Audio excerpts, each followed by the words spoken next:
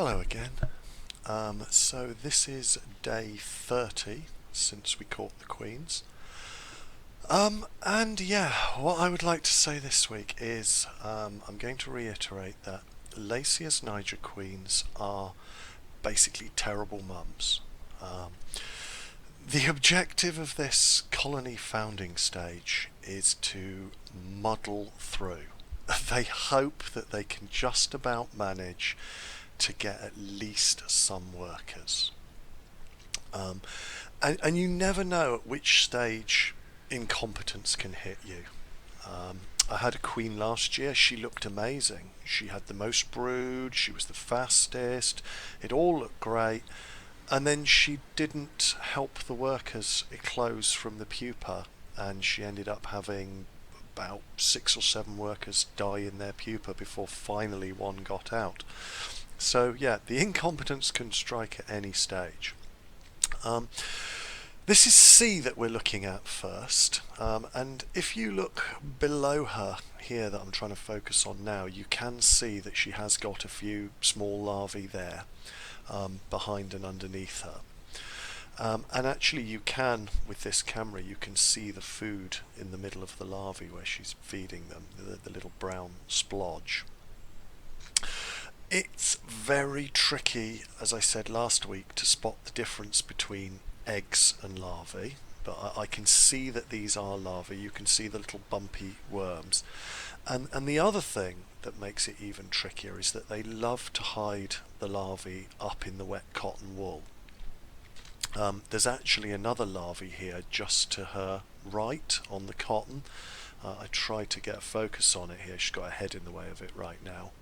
But when she moves her head, I'll try and focus on that. So as you can see, there are larvae buried in the wet cotton, and you're never quite sure how many you've actually got in any moment in time, because there's almost certainly one somewhere in there that you can't see, that they've dug a little hole in the cotton or stuffed them under something or various things like that. But yeah, if you look just in front of her, sort of her head at the moment, you can see another worker on the cotton wool there. And there's probably another one somewhere down near her feet there, buried in the cotton wool, plus the ones that I showed you down the bottom there. So I can see at least 5 or 6 larvae, but there's, like I said, probably more. And in all cases there's still eggs scattered around all over the place as well. And a lot of those are quite well developed eggs, you know, the kidney shaped ones that I was talking about last week. This is A, and you can see here, look behind her, all scattered on the glass. There's a lot of very well developed eggs there with the little kidney shape just starting. And I'm not quite sure, to be honest, what those clear see-through things are. They're either their egg casings where the larvae is hatched out and that is just the casing of the egg left, or they're perhaps infertile eggs that aren't even real eggs. They're just little protein sac sort of things that she's laid to eat. And there's at least one larvae that I can see of hers there, look, tucked up underneath the cotton. Again, the larvae have got little hairs all over them, which allow them to be stuck to things if they need to, so they can be stuck up on walls and stuff. And I'm trying to focus here in the bottom part of the cotton, and if you look just coming on the bottom of the picture, the bottom right, there's definitely a second larvae there. I'm just trying to focus in on it. And as I said, that there's likely to be more scattered or hidden in that cotton. We'll find out at the end for all of them.